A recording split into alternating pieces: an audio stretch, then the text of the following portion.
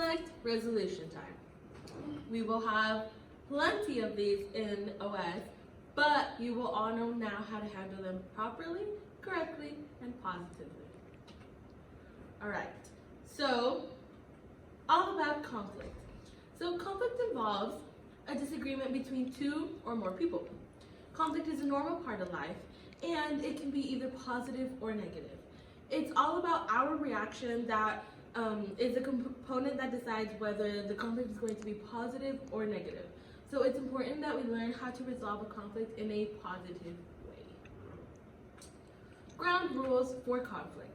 So when resolving a conflict, one person should be talking at a time. It shouldn't be bickering back and forth, because that is how conflict erupts into something even bigger. So remember, one person talking at a time. During conflict, the resolution, you should always take a time to find out the difficulty.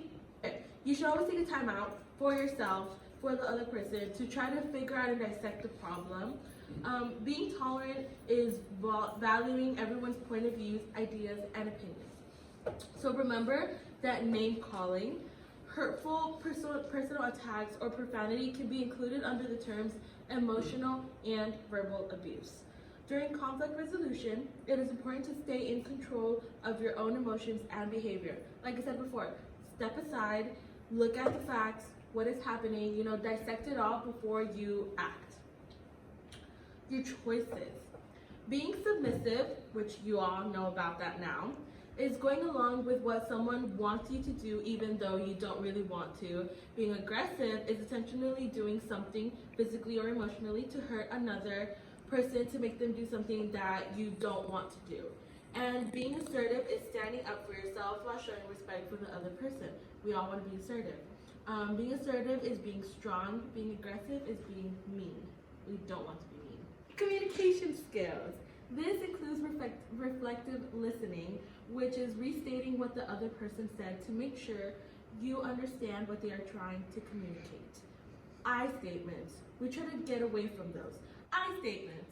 A communication skill that allows you to take responsibility for your own reactions without blaming or attacking the other person. And nonverbal. This is the kind of communication involving facial expressions, rolling of the eyes, and arm folds. So if I'm talking to you like this, well, I don't know why you did that, because that is your fault. That is more of a nonverbal, like, that's on you. But if I said, you know what, yeah, I'm in the wrong, I understand that I'm in the wrong, you're in the wrong as well, let's try to figure this out together. I'm not like this, like there's a difference. And you will see that in body language. So steps in conflict resolution. What do we need to do? Let's say we had an argument, right? We stop and think, like, you know what, maybe I shouldn't have done that, they're right. All right, you stay calm, keep it calm, breathe in, breathe out. There's a saying, smell in the roses, breathe out the, I just saw this yesterday, Negative. Toxicity. Okay. Breathe in the roses, exhale.